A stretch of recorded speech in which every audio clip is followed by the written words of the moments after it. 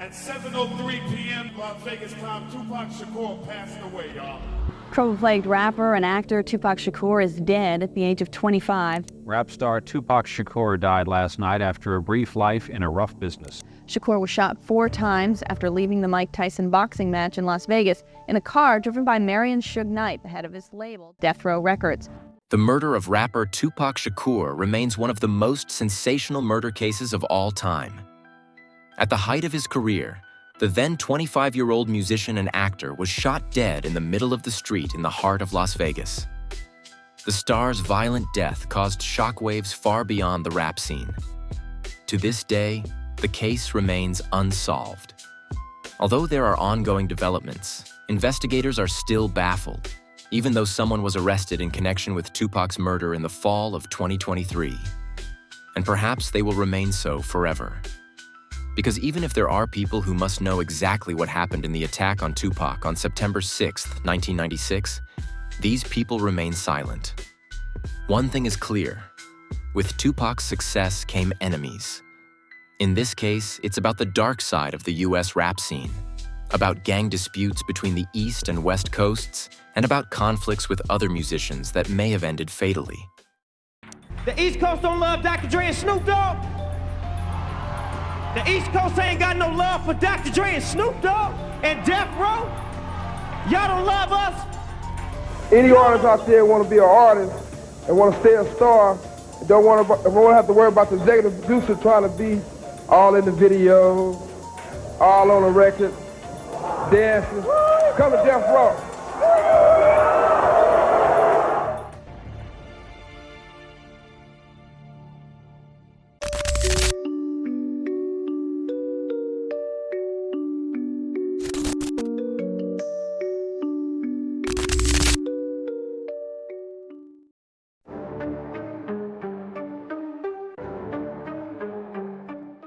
Tell me, what does Tupac Amaru Shakur mean?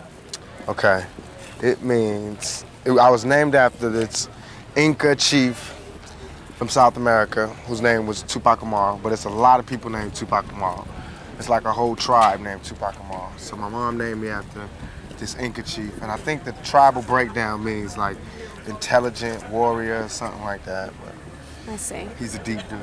Tupac Amaru Shakur was born on June 16, 1971. He and his half-sister grew up with their single mother. There was a stepfather, but he was sentenced to 60 years in prison for a bank robbery. Both the stepfather and Tupac's mother, Afeni, were members of the Black Panther movement at the time. The organization advocates for the Black community and socialist values. However, in connection with their activism, the two also crossed legal lines. Afeni spends the first months of her pregnancy with Tupac in prison. She's accused of planning a bomb attack in favor of the Black Panther movement. She's arrested and imprisoned for several months before she gives birth to her son in New York. Tupac, his half-sister, and his mother live in modest circumstances until the family moves to Baltimore. There, Tupac spends what he will later describe as the happiest time of his life. He has a lot of access to culture and art of various kinds because his high school has a special focus on these areas. He engages in poetry, ballet, theater, and, increasingly, rap music. The following interview, in which Tupac reflects on his childhood, was also conducted at that time. He was only 17 years old at the time. No, actually, I think it's, well, okay, from my mother's point, well, if you grew up happy, too happy, you know, like in fairy tale land, not fairy tale, I mean, if you grew up where, you know, every Christmas you got a present and every birthday you got a present and every holiday was a holiday and everything was peachy, your parents took care of everything and you just grew up. I don't think that prepares you for the world. You know, my mother had a really bad childhood and my father had a bad childhood and I had a bad childhood, but I love my childhood. Even though it was bad, I love it. I feel like it's taught me so much. And I feel like nothing can faze me. You know, nothing in this world, nothing can surprise me. But just a few months after this recording, Tupac was indeed surprised by life. In 1988, the family moved again, settling near San Francisco. At this point, as Tupac himself later said in retrospect, he went off the rails. The time when he was able to express himself artistically in Baltimore was over. Instead, the family was once again confronted with harrowing reality.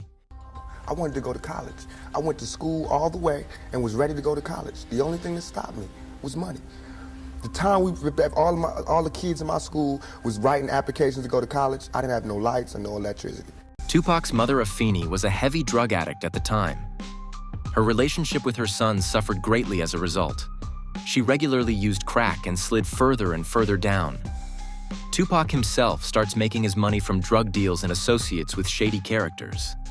Although he resents his mother's addiction, as a teenager he makes money from drug deals himself. Everyday life is much harder for the family than in almost idyllic Baltimore. They got little Italy, little everything. They don't have a little Africa, they got the ghetto, and we think that that's ours. That's not even ours. That's just what was left over. At the same time, Tupac gradually managed to gain a foothold in the music business. His initial interest in rap had now become a real passion. This music style could be easily combined with two of Tupac's other passions: dancing and writing rhymes. Tupac not only has undeniable talent, but also manages to make valuable contacts over time. Even though his performances are only small and mostly take place in local clubs, the young rapper stands out. On stage, he has a special charisma. And in 1991, Tupac's talent and ambition began to bear fruit. He became a background dancer for the rap group Digital Underground. Later, he had small raps in the band's songs. And so the talent that would become one of the greatest rappers of all time in the years to come was finally discovered. Tupac signed a contract with Interscope Records, a well-known record company, with which he released his first album in 1991. From now on, everything seems to happen quickly, because the record is a huge success. In addition to numerous performances, Tupac now even gets roles in some feature films. In the following years, the rapper sells millions of records and is transformed from an artist into a brand. He not only shapes rap, but the entire pop culture. In his lyrics, Tupac deals with his difficult past, but also takes a stand on political and social issues. In the eyes of young rap fans and a large part of the Black community, Tupac captures the spirit of the times with his songs. Others, such as the then-conservative Vice President Dan Quayle, cannot relate to his art. But such controversies only further drive Tupac's success. Almost every rap artist we see on stage today was probably inspired by Tupac, whether consciously or unconsciously. Tupac's family life is also improving again. His mother, Afeni, successfully completes a detox. The relationship between mother and son becomes closer than ever. So, in his 20s, Tupac not only has a successful career, but also a good relationship with his mother. In addition, in 1996, he falls in love with his girlfriend Kidada, with whom he soon gets engaged. But with success also comes a dark side.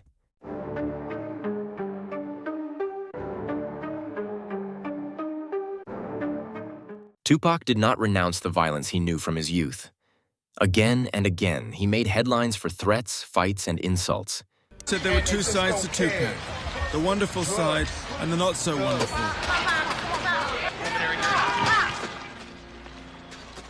In 1992, a scuffle broke out during an autograph session at a festival. Allegedly, Tupac then pulled a gun, but then dropped it on the ground. A shot was fired. The gun is registered in his name. He is legally allowed to have it. However, at that moment, about 90 meters from the festival grounds, a 6-year-old boy was playing in a schoolyard. He died that day. From a shot to the forehead, the police were able to match the bullet to the gun that Tupac had on him. Edie, who was there the day of the incident, recalled it in a 2017 interview. I felt terrible, and I felt even worse because it was the first time I seen Pac cry since we was kids. Oh, he cried? Yeah. All of you were questioned by the police, I assume. Mm-hmm. But they ultimately never found who did it. Nope. But Pac sort of got the blame for it. Of course. I think he got sued. Tupac claims that someone from his entourage accidentally discharged the weapon when he picked it up from the ground. Tupac's stepbrother came under suspicion. However, nothing could be proven against him, so that a charge was impossible. This was followed by a legal dispute with the surviving dependents of the 6-year-old. In 1995, Tupac paid the family a 6-figure sum in damages. In 1993, Tupac was arrested again for shooting at 2 plainclothes police officers. There are conflicting accounts of exactly what happened. Some say that Tupac acted in self-defense. Others claim that he was the first to draw a weapon and shoot the 2 men after an argument. The 2 police officers become entangled in contradictions. Ultimately, they agree to drop the accusations on both sides. In 1994, Tupac was seriously injured in a shootout. The incident took place 2 years before his assassination. The rapper was at Quad Studios in Times Square, New York City, when the building was raided. Tupac was hit by 5 bullets. He survived the attack, but was seriously injured. Only 5 hours after the emergency surgery that saved his life, he left the hospital against medical advice, sitting in a wheelchair. In an interview a year later, Tupac publicly suspected that he had been deliberately set up at Quad Studios. He accused the producer Sean Combs, aka Puff Daddy, as well as the rapper the Notorious B.I.G., also known as Biggie. Both are said to have known about the plan to attack the studio during Tupac's presence. In another interview, he recalls the attack as follows: "I fell to the ground. Everything in my head said, 'Pac, act like you're dead.' But it didn't matter. They started kicking me, beating me. I never said, 'Don't shoot.' I was quiet as hell." In February 1995, he was charged with raping a female fan. In the end, he was not convicted of rape, but of sexual assault, and was sentenced to prison. After 9 months in prison, he was released on a $1.4 million bail payment. The money came from none other than Suge Knight. Knight is the head of Death Row Records. In return for the bail payment, Tupac is obliged to release 3 albums with Suge Knight's record company.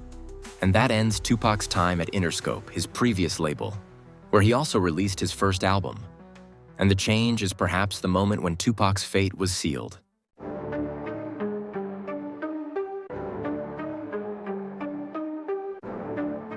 It is September 7th, 1996. That evening, a boxing match is taking place at the MGM Grand. The MGM Grand is located in the middle of the Las Vegas Strip, the party mile of the infamous city.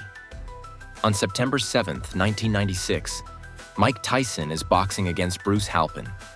Tupac is in the audience to watch the boxing match. He is with Suge Knight. Also, Tupac's fiancée Kidada and members of Tupac's entourage are on site. The first fans are already lining up in front of the location in the afternoon. Not only admirers of boxing legend Mike Tyson, but also of Tupac. Even before the fight, there is talk that Tupac will watch the fight that evening. Tupac himself spends the afternoon in a casino and wins a lot of money there. The boxing match does not last long. Mike Tyson defeats Bruce Halpin after 109 seconds. As early as 8:30 p.m., the first visitors are streaming out of the MGM Grand and onto the streets of Las Vegas. Tupac and Suge Knight are also on their way out. However, they get into an altercation in the lobby of the building. At around 8:50 p.m., Tupac, Suge Knight, and their entourage get into a fight with members of the Southside Compton Crips gang. The physical altercation is said to have broken out because Suge Knight is close to another gang, the Piru Bloods. And the Bloods and the Southside Compton Crips are enemies. There are many rumors about the exact details of the dispute in the casino foyer. A man is said to have told Tupac that Crips member Orlando Anderson had stolen a necklace from a member of Tupac's entourage that was released by his label Death Row Records. This is said to have led to a fight between Tupac and Orlando, in which members of both sides then became involved. Published camera footage from the evening of September 7th, 1996, shows Tupac and Suge Knight clearly fighting with members of the Compton Crips. Other sources state more precisely that someone from Suge Knight's entourage had been beaten up by a Crip a few weeks earlier. The man had apparently pointed this out to Tupac, whereupon Tupac is said to have opened the conflict. It is shortly after 9 p.m. when Tupac and Suge finally leave the MGM Grand. They drive back to the hotel where Tupac is staying with his girlfriend and his cousin. There, Tupac changes his clothes for the second part of the evening. He tells his cousin and his girlfriend about the fight with the Crips and enthusiastically recounts how he himself fought like Mike Tyson had done in the boxing ring. After that, the rapper and Suge Knight, the head of the record company, go to the after-show party. This takes place in Club 662, a location that belongs to Suge Knight. Tupac is due to perform there later that evening. The two of them get into Suge Knight's car. Tupac's bodyguard also wants to get in, but is stopped by his client. Tupac tells him to follow in a second car with the others. He and Suge Knight still had a private conversation to have, because Tupac was said to have toyed with the idea of leaving Death Row Records, despite the deal with Suge Knight that had gotten him out of prison. At 11 p.m., Suge Knight was briefly stopped by a police checkpoint. The music coming from his speakers is much too loud, and the rental car has no license plates. Nevertheless, Suge Knight is allowed to continue driving. Just a few minutes later, the events that we now know as one of the most notorious murder cases in recent history begin. It is about 11:15 p.m. The car in which Tupac and Suge Knight are sitting stops at a red light on Flamingo Road. A car in which a group of young women are sitting pulls up briefly on the passenger side. The women chat briefly with Tupac, then drive off. A white Cadillac then pulls up next to Suge Knight's BMW. This is the car in which Tupac Shakur's murderer is sitting. Someone in the Cadillac opens fire on Suge Knight and Tupac. A total of 13 shots are fired at the car. 4 of them hit Tupac. 2 of them hit him in the chest. Suge Knight was injured by shrapnel to the head, but remained fully conscious. The shooting lasted only a few seconds. Then the white Cadillac drove off. Suge Knight did a U-turn and steered the car west on Flamingo Road. The car came to a stop on Harm Avenue. The first police officers and emergency doctors arrived at the scene at 11:20 p.m. One of the police officers remembers the incident very well. He opens the passenger door of the car. The seriously injured Tupac falls to the ground in front of him. He is conscious, but it is obvious that his condition is more than critical. And I looked at him and I said, "Who shot you?" And he looked at me and he was trying to get his breath together, and I thought I was going to actually get some cooperation. So he looked back at me and he said, "F you." And after he said that, his eyes kind of rolled back, he started to gurgle, and he lost consciousness.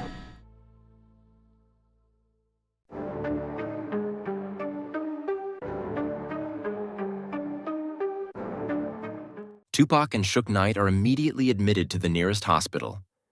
Immediately after his admission, Tupac has to undergo emergency surgery. Due to internal bleeding, his right lung is removed. He's had a right lung removed. He's back in his room, and again, he remains in critical condition. He's in the intensive care unit. Is he conscious? Can he communicate with his doctor? He has been conscious.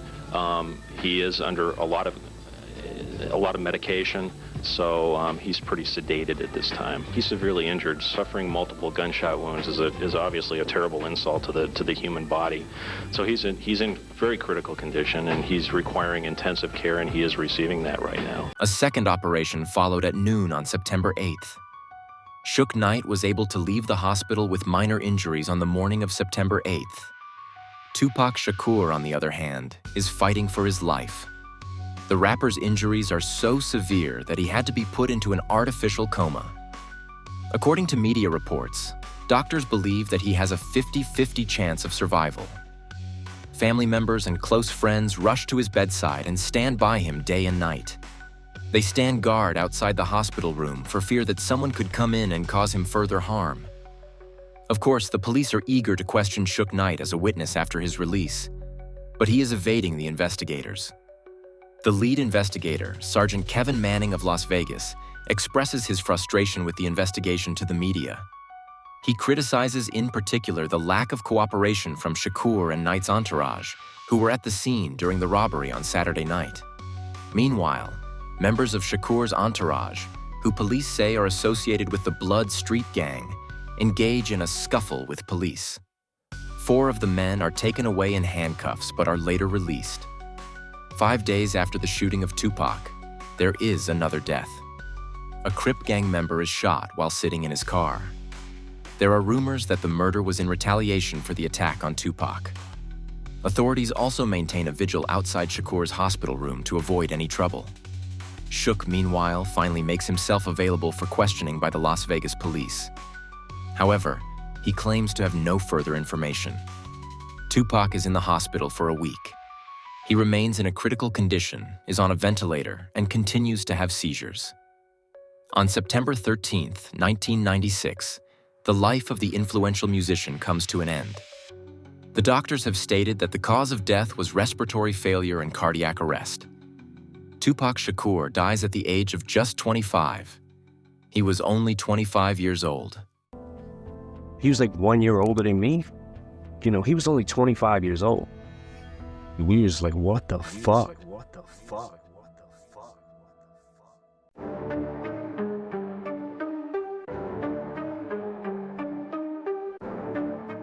Although the news about Tupac's critical state of health has been circulating for days, the reactions to his death are overwhelming.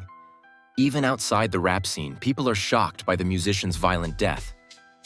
The fact that a music icon can be shot like that on the open street and the perpetrator can flee is incomprehensible to many. Only about 2 months after the attack on Tupac, a witness to the crime dies. On September 7, 1996, Yaki Gaddafi was in the car that was driving behind the car of Tupac and Suge Knight. He was part of Tupac's entourage.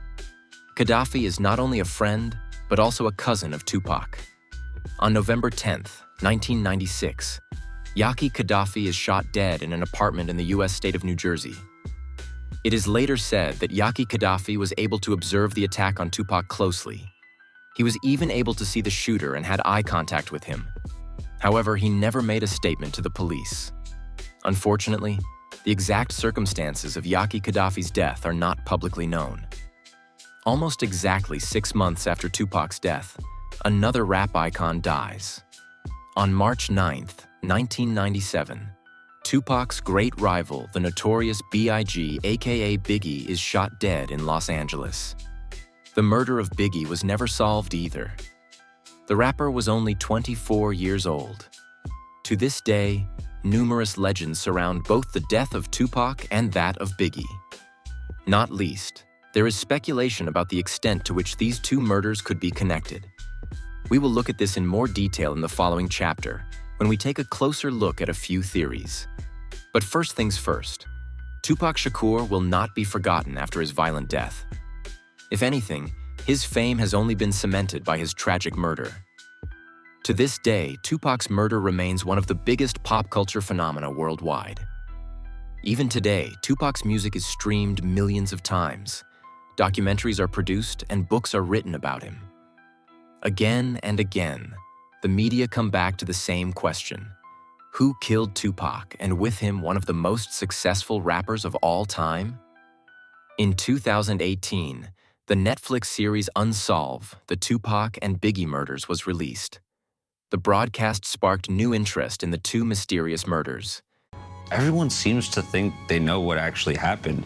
Anyone who was actually familiar with Tupac or the case as it actually went down back in 1996, they say that the case is simple, and the reason that we don't have an answer 27 years later, depending on who you asked, is it just is delayed, whether it comes to, you know, young black men or people of color not being tried fairly by law enforcement, or depending on the other side, they'll call it street justice and the fact that people don't want to snitch.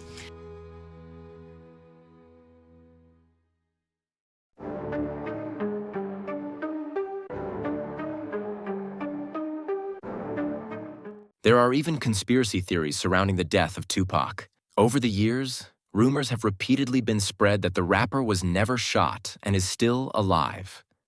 Because Tupac not dead. Tupac not dead. Interestingly, one of the people who continues to push this theory is the son of Suge Knight, the man with whom Tupac was in a car when he was shot. He seems to have discovered the well-known conspiracy theory in 2019 as a promotional gimmick for himself. Via Instagram stories, he repeatedly implies that Tupac is still alive and working on new songs in the studio. Apparently, he is using the resulting attention to try to gain a foothold in the music business himself. But there are also frequent reports from outsiders about sightings of the rapper. Even after many years, the theory that Tupac wanted to escape the fame and have a quieter life is still quite popular. But much more interesting, and above all, more concrete, is the consideration of who could have murdered Tupac. You may have heard that someone was arrested in connection with the case at the end of 2023. However, it seems likely that Tupac's murder was a much more complex crime. The investigating police have been repeatedly criticized over the years. Some even believe there was a conspiracy by the Los Angeles Police Department. Indeed, there are some things that seem to have gone rather poorly during the investigation.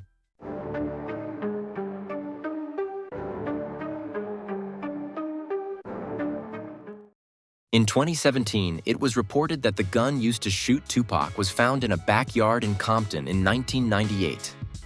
Compton is a suburb of Los Angeles. However, no one in law enforcement seems to know the exact location of the weapon. According to this, a local resident found the weapon in Compton at the time. He then immediately handed it in to the local police station. It was only in 2006 that a police officer noticed the exact address where the weapon was found. At that time, the police file on the murder of Tupac was reviewed again, and something amazing came to light. The address matches the home of the girlfriend of a member of the Compton Crips, the gang with whose members Tupac had a fight shortly before his death. In the same year, the pistol found was declared identical to the firearm used to kill Tupac in a ballistic examination. After this examination, the weapon was actually sent to the Las Vegas police. Because Tupac was shot in Las Vegas, the local police are responsible for further investigations. However, the Las Vegas Police Department does not believe that the weapon found was really the murder weapon, even though the investigations by the Los Angeles police have confirmed that it is the weapon that was used to kill Tupac.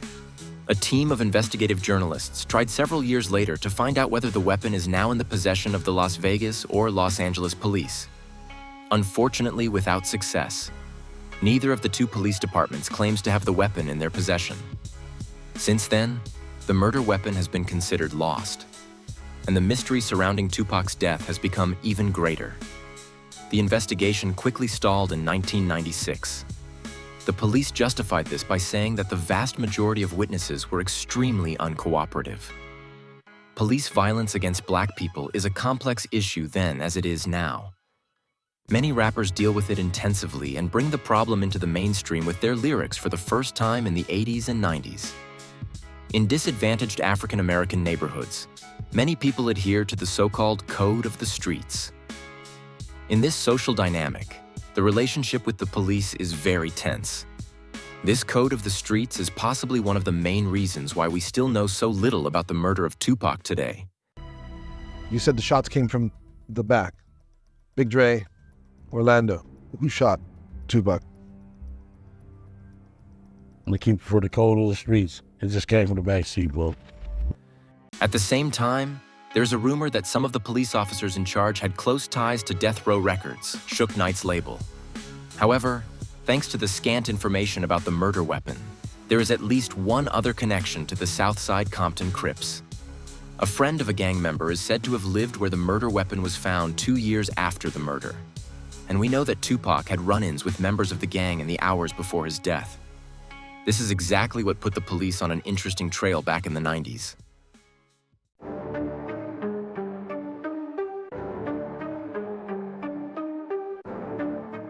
In September 1997, a young man named Orlando Anderson files a lawsuit against the heirs of Tupac Shakur. That was just 1 year after Tupac's murder. Anderson refers to alleged damages that he suffered during the brawl with the rapper at the MGM Grand. Now he is demanding compensation for pain and suffering, because Orlando went down during the fight when several people from the circle of Tupac and Suge Knight beat him up. Tupac's mother, Afeni Shakur, then filed a wrongful death suit against Anderson. She claimed that Anderson was the murderer of her son, and Afeni Shakur is not alone in this suspicion. Over the years, several police officers have stated that they are certain that Orlando Anderson shot and killed Tupac. The rapper's murder could have been an act of revenge for the brawl at the casino. In addition, Suge Knight, who was with Tupac at the time, was close to a rival gang. But like so many key people in this case, Orlando Anderson is no longer alive. Just 2 years after the shooting of Tupac, Anderson was killed on May 29, 1998. He was killed in a gang shootout in Los Angeles. Until the end, he always denied being responsible for the murder of Tupac. Is it Orlando? Yes. Let me just ask you point blank. Did you kill Tupac Shakur? I didn't kill Tupac.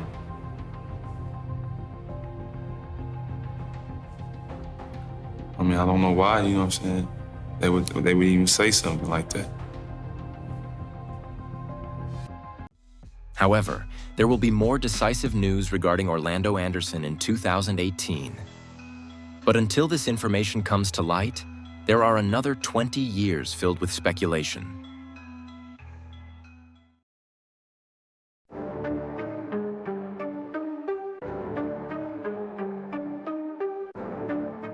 In the US rap scene of the 90s, there is a great rivalry between the East and West Coasts.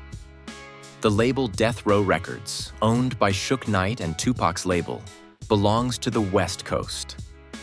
Tupac's direct and perhaps greatest rival, however, belongs to the East Coast. The rapper, the Notorious B.I.G., or Biggie for short. He is signed to Bad Boy Records. During the 90s, there were repeated verbal exchanges between Tupac and Biggie. This is common in rap, so nothing unusual. However, there are theories that the enmity between Tupac and Biggie went far beyond internal competition. Shortly before his death, Tupac released a diss track against Biggie. Tupac's then bodyguard was not impressed. He was worried that Biggie or someone close to him might take violent revenge on Tupac. Tupac's last song, Hit 'Em Up, is a wild reckoning with rapper Biggie Smalls and other protagonists of the hip-hop competition from the East Coast. A more than serious problem for the bodyguard.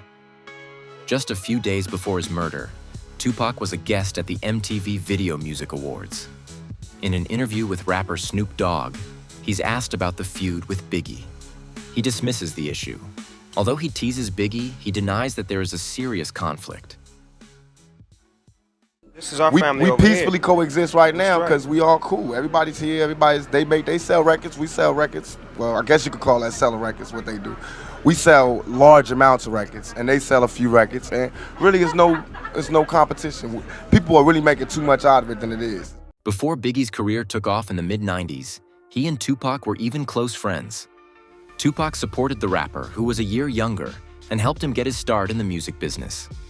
However, the good relationship came to an end with the first attempt on Tupac's life in 1994. As mentioned in the first part of the video, Tupac was attacked and seriously injured in a studio at the time. He himself insisted that Biggie was one of the masterminds behind this assassination attempt. Biggie always denies this, but the incident in 1994 may be one of the reasons why he is still often mentioned as a possible suspect in Tupac's murder. It is said that Puff Daddy paid the Southside Compton Crips gang to carry out the murder of Tupac. However, there is no real evidence for this, and Biggie himself has an alibi for the night of the murder. And as mentioned earlier, he was murdered himself just under half a year later. This case also remains unsolved. However, this is where the bigger conflict comes into play again. The East Coast-West Coast rivalry is a serious matter in the scene. And at the center of it all is a man whom many today see as the wedge that was driven between Tupac and Biggie. Sean Combs, better known as P. Diddy or, in the past, Puff Daddy. He didn't just spell the word rapper and leave out a P, did he? Yep, R.P. rest in peace, Biggie and Pac, both of y'all should be. Not only Tupac and Biggie are competitors, but especially the people behind the two. Suge Knight, who runs Tupac's record label Death Row Records, is in a public conflict with P. Diddy, who in turn manages Biggie. Thanks to Biggie's breakthrough with his first album, P. Diddy is gaining more and more power in the rap scene. It is no secret that Suge Knight feels threatened by this. Time and again, Suge Knight attacks P. Diddy on the public stage. After one of these attacks, Suge Knight's bodyguard was murdered. Suge accuses P. Diddy of having ordered the murder. Officially, the case remains unsolved to this day. Diddy is also repeatedly mentioned as a possible mastermind behind Tupac's murder. As a mentor to Biggie, he would have had every interest in eliminating his protege's biggest rival. The possibility is also raised that Diddy paid members of the Crips $1 million to carry out the murder. This theory is also quite common in investigator circles. Maybe you still remember that the argument between Tupac and Orlando Anderson flared up in the casino because of a stolen necklace. Orlando is said to have stolen this necklace from a member of Death Row Records, Tupac's record label. There is a rumor that P. Diddy put a $15,000 bounty on the head of anyone from the rival label. This is only hearsay in the context of the theory, but it is an interesting aspect. P. Diddy himself remains silent on the allegations. When asked about it in interviews, he refuses to provide any further information. So he's not confirming the rumors, but he's not denying them either.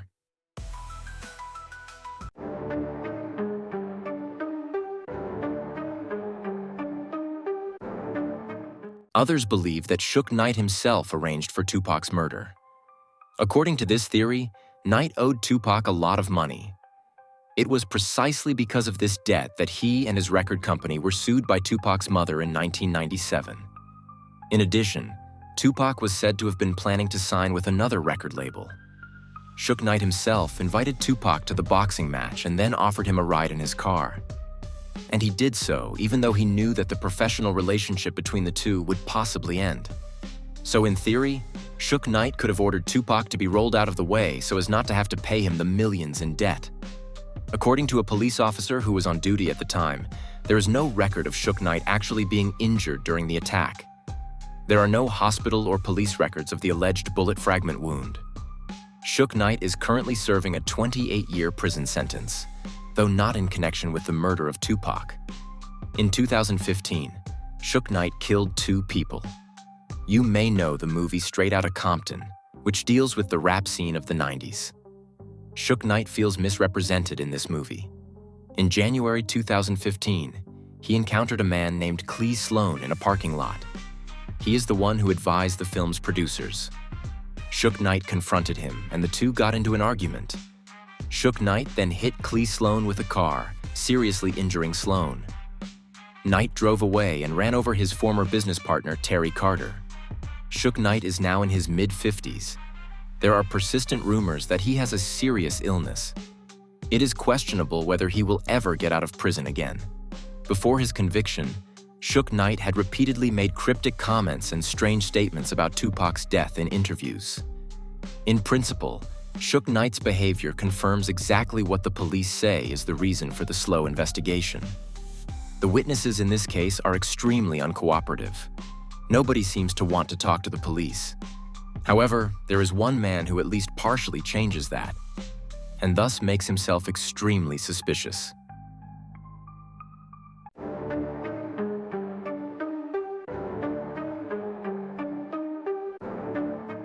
In 2018, the case is once again the subject of much activity following the publication of a documentary. Numerous people who have an opinion on the events surrounding September 6, 1996, appear in the media again. Among them is a man named Dwayne Davis, also known as Keef D. He claims to have been sitting in the front seat of the vehicle from which the fatal shots were fired at Tupac. At the same time, he accuses his nephew Orlando Anderson of sitting in the back seat with another person. Orlando Anderson is the member of the Compton Crips who was repeatedly suspected of shooting and killing Tupac. However, Keef D initially refuses to name the actual shooter. He does not say whether he is accusing his own nephew Orlando or the second person, a young man named Big Dre, who was in the back seat. As a reason, he states that he must adhere to the code of the streets. Apart from a specific name, however, he does reveal numerous details from the night of the murder. We came up Harlem, and here he coming at BMW. All the chicks was like, Tupac, and he was like, hey, like a celebrity, like he was in the parade. He wouldn't even been out the window, we would have never seen him. You said the shots came from the back. Big Dre, Orlando. Who shot Tupac? I'm gonna keep it for the code of the streets. It just came from the backseat, bro. In the media, Keefe D boasts about being one of the few witnesses to the murder of Tupac. In interviews, he willingly shares his version of the events of September 6, 1996. He also says that he already talked to some police officers in 2010. At the time, he was facing a life sentence for drug abuse. Years later, however, Keefe is still free and talks to numerous media outlets about the death of Tupac Shakur. In doing so, he is trying to promote his book Compton Street Legend, which was published in 2019. In this book, he now claims that his nephew Orlando Anderson was the one who shot Tupac. Keefe merely admits to having obtained the weapon and having been in the white Cadillac.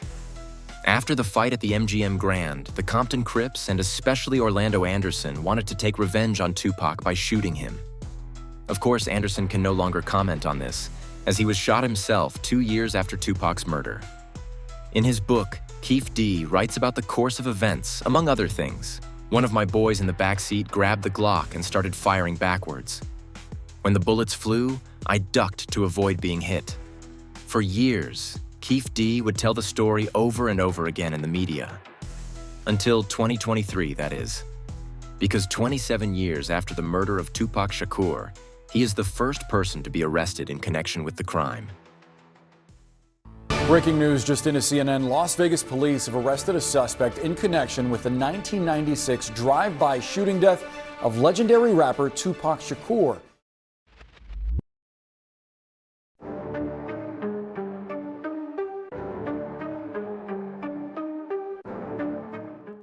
Hey, Keith, Metro Police, come over here. Hey, Metro Police, come over here, all right? Thanks, buddy. Come on over here. Appreciate your cooperation, okay? I'll stand right here in front of the car. Yep, we'll go and put it down. I know, hang on. Put that down for a second, all right? On the morning of September 29th, 2023, Keefe D is arrested in connection with the murder of Tupac Shakur. When the police approach him, he doesn't even ask why he's being arrested. He willingly went with the police officers. 2 months earlier, in July 2023, Keefe D's wife's house was searched. Evidence and clues related to the Tupac case were sought.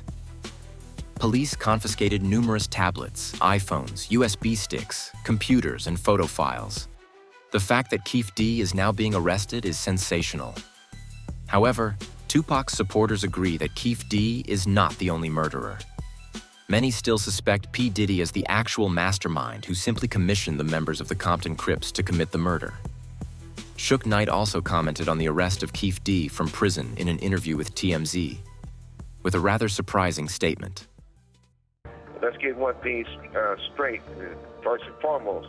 Me and Keefe D played on the same Pop Warner football team. And whatever the circumstances, if he had an involvement with anything, if he didn't have any involvement with anything, who want to see, I wouldn't wish somebody going to prison on my worst enemy. And I never had nothing bad to say about Orlando because, number one, he wasn't the shooter.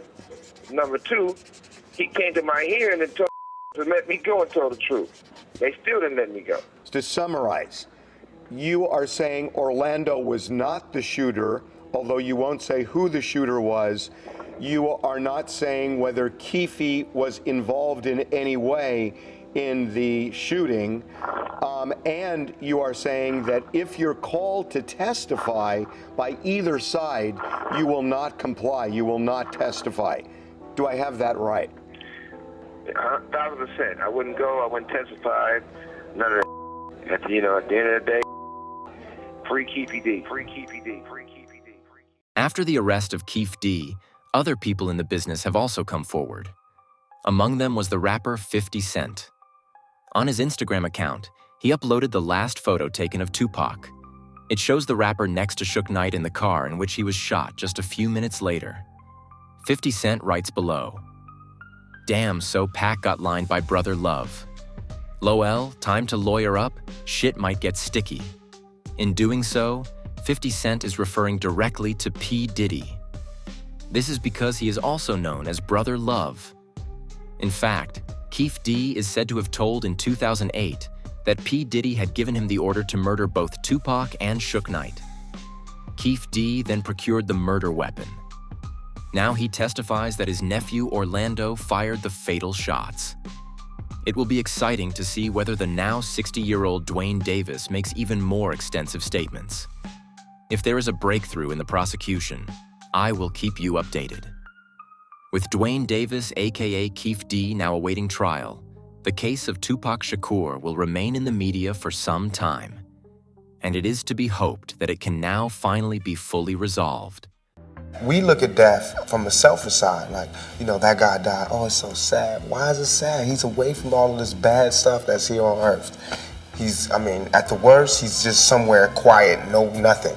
At best, he's an angel, or he's at the next existence, or he's a spirit somewhere, you know. What is so bad about that?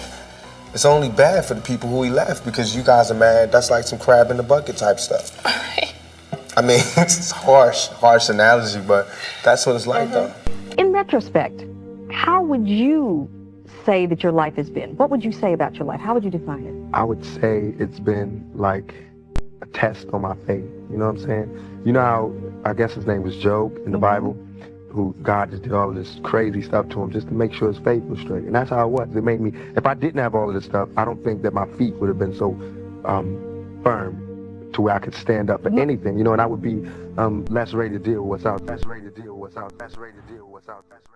Unfortunately, Tupac's mother will no longer live to see this. Afeni Shakur died in 2016 at the age of 69. Nevertheless, numerous other relatives, colleagues, friends, and fans are still waiting for a full resolution of the case. Because that is exactly what makes the murder of Tupac Shakur such a phenomenon. The case is definitely solvable. There are people who know the truth. Two people who were present at the murder, Suge Knight and Dwayne Davis, are still alive. And one of them, Dwayne Davis, will soon be standing trial. The question is whether one of them will eventually be willing to be specific. As I said, I'll keep you updated. I'd also be interested to hear your feedback on this video. Would you like more videos on unsolved or questionable deaths among celebrities? If so, are there any cases that particularly interest you? And what is your theory on the case? Do you think it was a hit by P. Diddy, that Suge Knight was the mastermind, or that the Compton Crips felt stepped on and shot Tupac? Feel free to write your theory in the comments. And if I've forgotten anything, any important information, please let me know in the comments as well. Otherwise, feel free to leave a like, subscribe, and activate the bell. This way, the video gets a lot of interaction shortly after uploading, and that increases the likelihood that the video will be suggested to people who have not yet subscribed to Insolito. Thanks a lot in advance. And otherwise, there is not much more to say. Have a good morning, afternoon, or evening, depending on when you watch the video, and I hope to see you again in the next video. Until then, ciao guys.